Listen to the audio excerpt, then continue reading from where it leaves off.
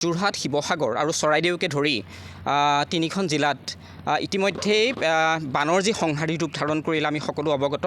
আৰু এতিয়াও আচলতে সেই মানুহবিলাকে এই বানত ককবকাই থকা মানুহবিলাকে এতিয়াও তেওঁলোকে থিতাপি ল'ব পৰা নাই। থিতাপি নলওঁতেই আমি দেখা পাইছোঁ যে আপোনাৰ আমাৰ যিটো খাদ্য সামগ্ৰীৰ যিটো দাম সাংঘাতিক ধৰণেৰে বৃদ্ধি পাইছে, আকাশলংঘী হৈছে। গতিকে যোগান বিভাগ কিন্তু সম্পূৰ্ণৰূপে ব্যৰ্থ হৈছে। অসম চৰকাৰৰ ছাপ্লাই ডিপাৰ্টমেণ্ট সম্পূৰ্ণৰূপে এই ক্ষেত্ৰত ব্যৰ্থ হৈছে। আৰু আমাৰ কিছুমান কথা পৰিলক্ষিত হৈছে যে আপোনাৰ প্ৰতিখন দোকানেই আচলতে তেওঁলোকৰ নিজস্ব ভংগীমাৰে তেওঁলোকে সামগ্ৰীবিলাকৰ দাম বৃদ্ধি কৰিবলৈ তেওঁলোকে চেষ্টা কৰা দেখা পোৱা গৈছে, বা এইটো এটা অভিযোগ ৰাইজৰ মাজত এটা উত্থাপিত হৈছে। আৰু ইয়াৰ উপৰিও আমি আপোনাৰ আজি অলপ দিনৰ আগতে দেখা পাইছিলোঁ যে এই বানপানী চলি থকা সময়তে বানপানী হৈ থকা সময়তে আপোনাৰ কিছুমান অসাধু ব্যৱসায়ীয়ে আপোনাৰ পানীৰ বটলৰ দাম বৃদ্ধি কৰিছিলে, ফেনাইলৰ দাম বৃদ্ধি কৰিছিলে, ব্লিচিং পাউডাৰৰ দাম বৃদ্ধি কৰিছিলে। কিন্তু এই কথাবোৰ আচলতে আমি মিডিয়াত প্ৰতিক্ৰিয়া প্ৰকাশ কৰোঁ। আমাৰ জিলা প্ৰশাসন বা যোৰহাটৰ যিটো কনচাৰ্ণ অথৰিটিয়ে কোনো ধৰণৰ কিন্তু ব্যৱস্থা হাতত লোৱা নাছিলে, বা অসম চৰকাৰৰ মুখ্যমন্ত্ৰী ডাঙৰীয়াৰ লগতে যোগান বিভাগেও এই কথাবিলাকত কোনো গুৰুত্ব প্ৰদান কৰা নাছিলে, বা তেওঁলোক ক'ৰবাত হয়তো কোনোবা বিজি চিডিউল বিজি আছিলে যদিও তথাপিও এই যিবিলাক কথা, এই বস্তুৰ যিটো দাম বৃদ্ধি, মূল্য বৃদ্ধি, এই কথাটোৱে আচলতে অসমৰ খাটি খোৱা মানুহক চুই যায়। আচলতে যিসকল ধনী মানুহ, যিসকল আপোনাৰ মধ্যবিত্ত মানুহ, সেইসকলৰ কাৰণে দিগদাৰ নাই। যিসকল নিম্ন মধ্যবিত্ত মানুহ, যিসকল খাটি খোৱা মানুহ, আজি যিসকল বানপীড়িত মানুহ, যিসকল এটা ঘৰৰ কাৰণে আজি হাহাকাৰ কৰি আছে, এযোৰ কাপোৰৰ কাৰণে এতিয়াও হাহাকাৰ কৰি আছে, 1 কেজি চাউলৰ কাৰণে এতিয়াও হাহাকাৰ কৰি আছে, 1 কেজি দালিৰ কাৰণে এতিয়াও হাহাকাৰ কৰি আছে, সেই মানুহখিনিৰ কাৰণে কিন্তু বস্তুৰ দাম বৃদ্ধিয়ে, আজি পিঁয়াজৰ দাম বৃদ্ধি, আজি আপোনাৰ তেলৰ দাম বৃদ্ধি, আটাইতকৈ ডাঙৰ কথা মেডিচিনৰ বোলে 10% দাম বৃদ্ধি হোৱা বুলি এটা বাতৰি ওলাইছে। গতিকে এইবিলাক আচলতে চৰকাৰে চোৱা চিতা কৰাটো বা চৰকাৰে নিয়ন্ত্ৰণলৈ অনাটো অত্যন্ত জৰুৰী হৈ পৰিছে।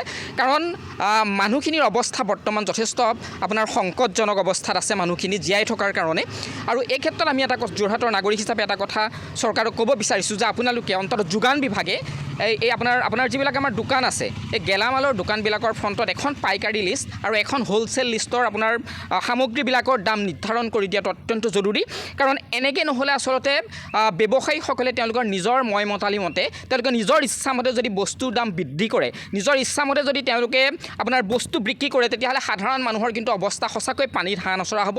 গতিকে আমি চৰকাৰক আহ্বান জনাইছোঁ, যোগান বিভাগক আহ্বান জনাইছোঁ, বিশেষকৈ যোৰহাটৰ জিলা প্ৰশাসনক, যোৰহাটৰ সংশ্লিষ্ট বিভাগক আমি আহ্বান জনাইছোঁ, আপোনালোকে সময় থাকোঁতেই এই বস্তুৰ দাম নিয়ন্ত্ৰণৰ ক্ষেত্ৰত এটা ব্যৱস্থা হাতত লওক।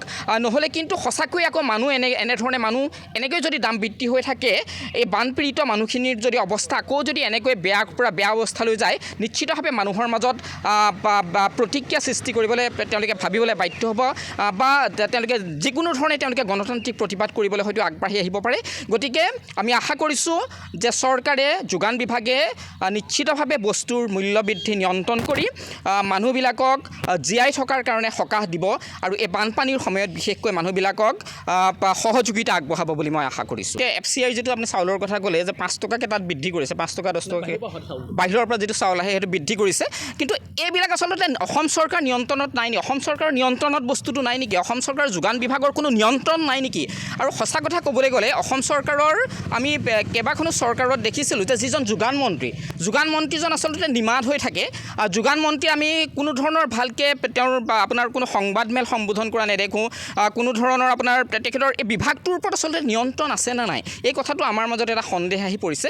গতিকে অন্ততঃ আমাৰ যিখিনি দুখীয়া মানুহ আছে, দুখীয়া মানুহক সকাহ দিবৰ কাৰণে মই পুনৰবাৰ কৈছোঁ যে বানপানীৰ সময়ত যিটো চাউলৰ মূল্য বৃদ্ধিয়ে হওক, বিভিন্ন খাদ্য সামগ্ৰীৰ মূল্য বৃদ্ধি নিয়ন্ত্ৰণৰ ক্ষেত্ৰত পুনৰ ব্যৱস্থা গ্ৰহণ কৰক। অন্যহাতে কিন্তু মানুহৰ অৱস্থা ইয়াতকৈ বেয়ালৈ যাব। গতিকে মুখ্যমন্ত্ৰী ডক্টৰ হিমন্ত বিশ্ব শৰ্মা ডাঙৰীয়াৰ এই গোটেই কথাটো আমি আপোনালোকৰ মিডিয়াৰ যোগেদি তেখেতৰ দৃষ্টি আকৰ্ষণ কৰিছোঁ, আৰু যোগান বিভাগৰ দৃষ্টি আকৰ্ষণ কৰিছোঁ। আপুনি অতি সোনকালে এই বস্তুৰ মূল্য বৃদ্ধিৰ ওপৰত এখন সংবাদমেল আয়োজন কৰি নিশ্চিতভাৱে অসমৰ ৰাইজক সহযোগিতা আগবঢ়াই অসমৰ ৰাইজক সকাহ দিব বুলি মূল্য বৃদ্ধিৰ ক্ষেত্ৰত মই আশা কৰিছোঁ।